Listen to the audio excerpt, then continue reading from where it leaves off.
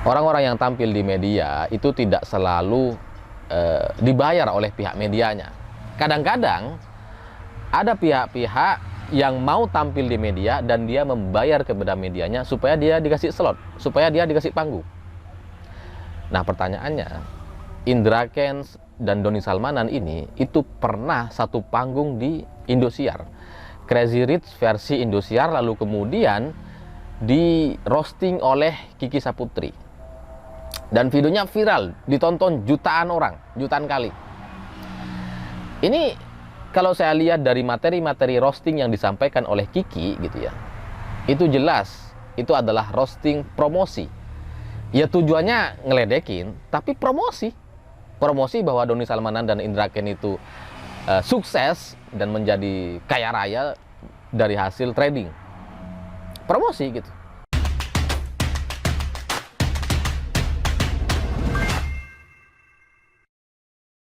Selamat pagi semuanya, selamat datang di episode non-politik.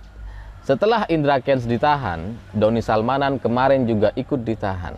Dan kita jadi membanding-bandingkan.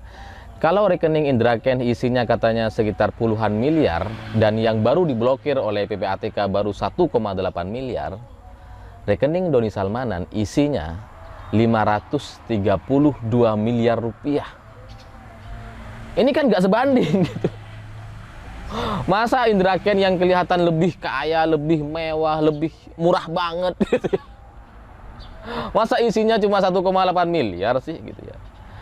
Dan terus terang saya jadi curiga gitu, karena sebelum ditahan, sebelum menghadap ke kepolisian, Indra Kents ini sempat pergi ke luar negeri, ke Turki.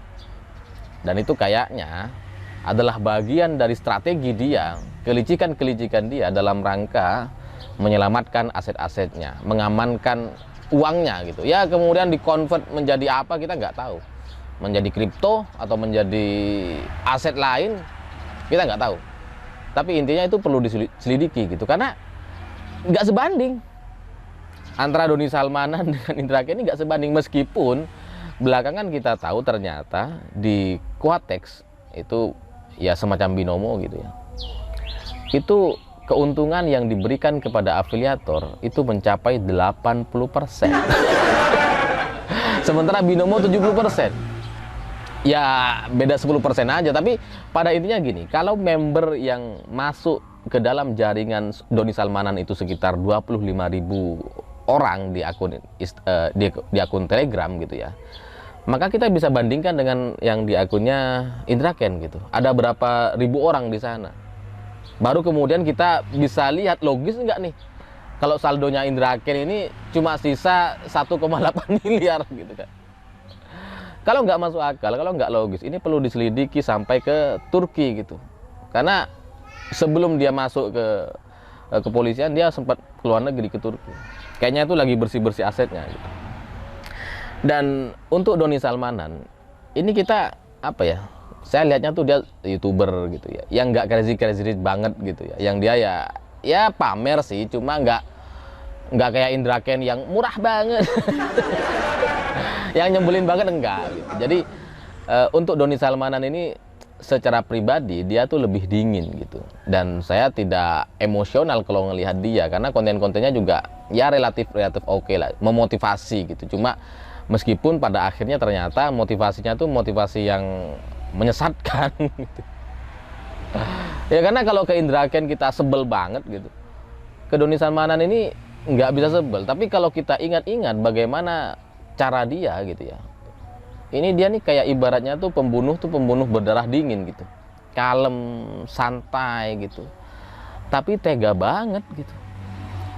Karena ya gimana dong, udah berbulan-bulan, bertahun-tahun dia aktif dalam sebuah pekerjaan afiliator ini, dan dia tahu kan bahwa uang yang dia dapatkan itu 80% dari loss membernya, dari orang-orang yang dia ajak untuk masuk ke dalam Quatex atau aplikasi semacam binomo itu. Dan dia ngerasa kayak nggak bersalah. Tetap pamer harta, tetap mengajak orang untuk ikut masuk, untuk lebih banyak lagi kalau bisa gitu. Ini kan apa ya, kita aja gitu ya, kalau mau jual barang nih gitu, kita tahu harga barang ini taksiran sekitar 1 juta gitu ya. kita jual 1.100.000 dapat untung lah gitu ya. Ini masih oke. Tapi kalau kita sampai jual 10 juta kan naluri kita tuh kayak jangan deh gitu. Kebanyakan itu kalau segitu. Nah ini jelas-jelas loss, ngambil loss 80% dari orang-orang, dari uang orang-orang gitu. Tapi ngerasa kayak ngerasa nggak bersalah. Itu gila banget sih. Dan belakangan saya jadi baru tahu juga bahwa kehidupan Indra Kents ini, kehidupan Doni Salmanan ini apa ya, kayak roller coaster gitu. Dia itu sempat menikah ternyata dengan orang lain sebelum yang Dina Fajrina itu. Terus kemudian cerai, nikah lagi dengan Dina ini gitu ya. Ya belum punya anak sampai sekarang. Ya artinya kan untuk usia semuda itu 23 tahun gitu ya. Kemudian punya uang 532 miliar, sudah nikah 2 kali. Ini kehidupan yang nggak mudah sama sekali gitu. Apalagi mengingat dia ini, Doni Salmanan ini, itu hanya lulusan SD. Sementara orang-orang yang tertipu, orang-orang yang masuk ke dalam jaringan dia, yang loss, yang bersedia uangnya loss dikasih ke Doni Salmanan, itu kan orang-orang S1, ada juga yang SMA pasti gitu ya. Orang-orang yang punya uang, tapi ya bisa ditipu sama anak SD. Ini luar biasa gitu. Dan bagi saya aset-aset ini yang dimiliki oleh Doni Salmanan, Indra Kents itu harus disita oleh negara gitu. Atau kalau bisa dikembalikan kepada orang-orang yang menjadi korbannya, meskipun rasanya itu susah sekali gitu karena jumlahnya puluhan ribu orang dan itu rawan sekali dengan manipulasi. Tapi pada intinya ini harus dihentikan gitu. Dan orang-orang yang terlibat dalam bisnis ini, terlibat dalam jaringan Indra Kents atau Doni Salmanan ini, itu semuanya harus diperiksa. Saya sebagai sesama manusia, sebagai sesama anak muda ya, meskipun saya udah 32 saya tetap ngerasa kasihan gitu karena ya perjalanan hidupnya masih panjang lah, Indra Kents, Doni Salmanan. Sementara kalau dia sampai kemudian divonis hukuman 20 tahun penjara ancamannya gitu ya, dia kayaknya jadi lama di penjara. Keluar-keluar udah tua, udah tinggal mati gitu ya. Tapi bagaimanapun ini harus diproses gitu. Karena kalau ngelihat sikap-sikap orang di sekelilingnya, ya dari kalangan istrinya, teman-temannya, ibunya, itu sampai sekarang saya melihat bahwa mereka tidak menyadari ini adalah sebuah kesalahan yang harus dihentikan. Mereka masih merasa perlu dibela dan menganggap bahwa ini semua itu masalah, seolah-olah ini ujian. Ini bukan ujian kalau bagi saya gitu. Ini kan penipuan. Dia udah nipu banyak orang, memberikan ujian ke banyak orang, terus dia menikmatinya dengan tanpa rasa berdosa gitu. Lah kok sekarang seolah-olah butuh pembelaan. Dan saya pikir yang menarik dari kasus ini adalah ketika dua afiliator Doni Salmanan dan Indra Kents ini kan emang yang paling terkenal ya, yang di YouTube-nya yang sering viral, yang Instagram-nya banyak followersnya jutaan orang gitu ya. Sebenarnya ada banyak lagi afiliator di Indonesia yang nggak terlalu viral, nggak terlalu terkenal, ya tapi mereka kerjanya sama seperti mereka gitu.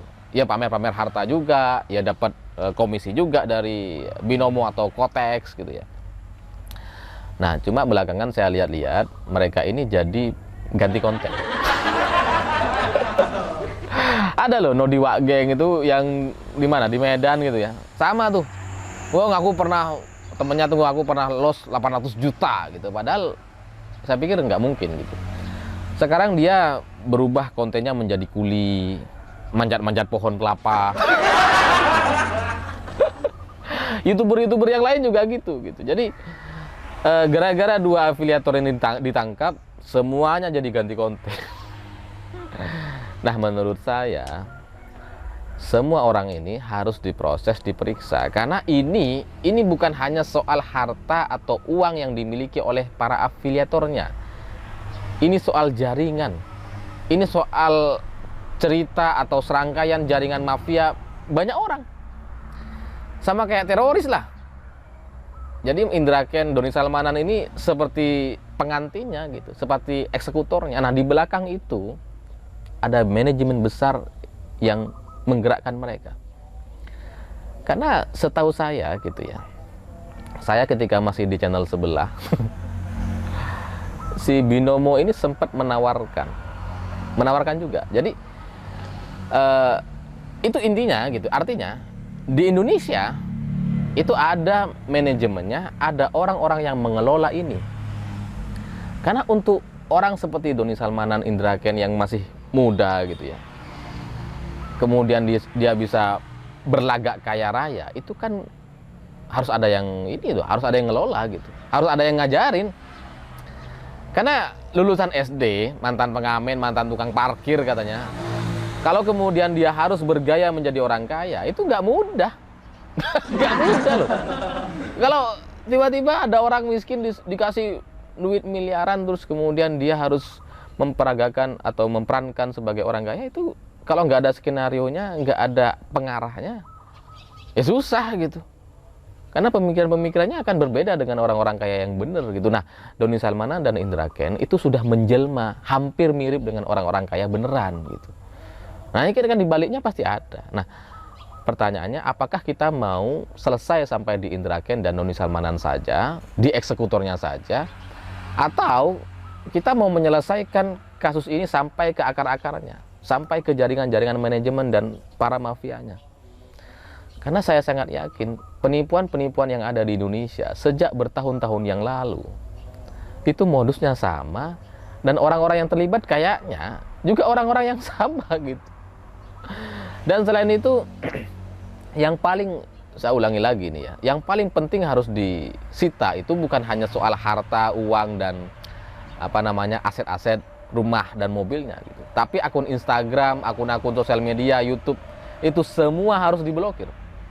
Karena itu kalau nggak diblokir, tetap akan menjadi di kemudian hari itu masih bisa dimanfaatkan lagi untuk cara-cara yang salah lagi.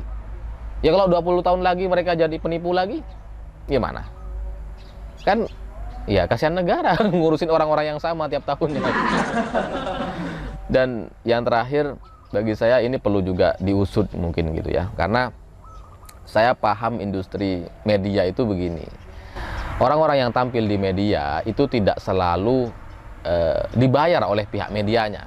Kadang-kadang ada pihak-pihak yang mau tampil di media dan dia membayar kepada medianya supaya dia dikasih slot, supaya dia dikasih panggung.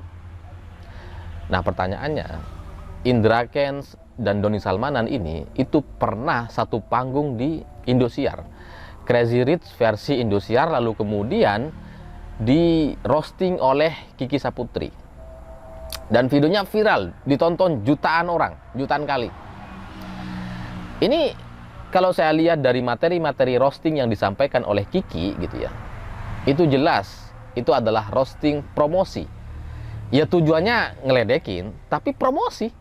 Promosi bahwa Doni Salmanan dan Indra Kents itu sukses dan menjadi kaya raya dari hasil trading. Promosi gitu. Jadi itu kan menjadi sebuah legitimasi atau pengakuan publik resmi gitu bahwa dua orang ini benar-benar sukses berkat trading. Padahal faktanya nggak ada. Itu bukan trading, itu jelas-jelas penipuan gitu.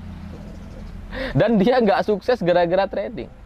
Dia sukses dari menipu orang untuk trading, untuk berjudi dan loss, dan dia dapat 70% dan 80%-nya. Nah, Kiki Saputri dan Indosiar, itu pertanyaannya, apakah mereka-mereka ini juga dibayar oleh Indra Kents dan Doni Salmanan, atau oleh manajemennya, atau oleh pihak-pihak Binomo atau Kotex untuk memasukkan dua orang ini masuk ke dalam jajaran Crazy Rich Indonesia di Indosiar? Itu kan pertanyaannya gitu.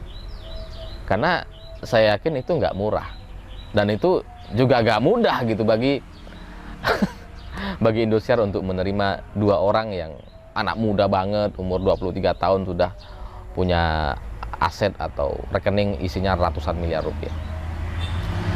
Ya itu saja pertanyaannya, apakah ini mau diselesaikan sampai ke akar-akarnya atau hanya sampai kepada eksekutornya.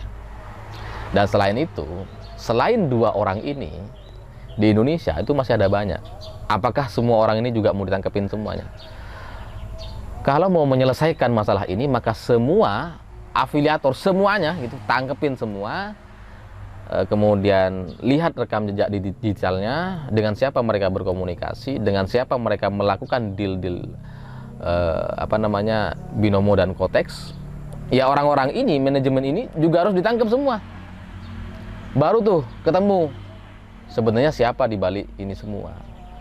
Ya kalau cuma nyita Indra Ken, nyita Doni Salmanan, ya pada akhirnya setahun 2 tahun lagi cerita-cerita semacam ini akan terulang lagi. Karena sekali lagi, ini bukan yang pertama.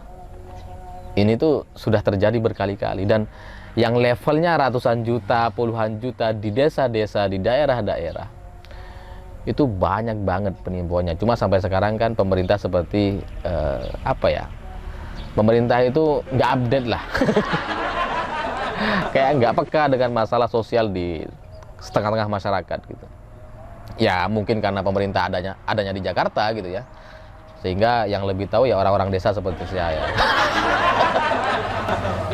Jadi saya pikir itu, saya harapkan semuanya diproses agar ke depan ini ya minimal meskipun tidak bisa menghentikan, bisa meminimalisir hal-hal semacam ini terjadi lagi.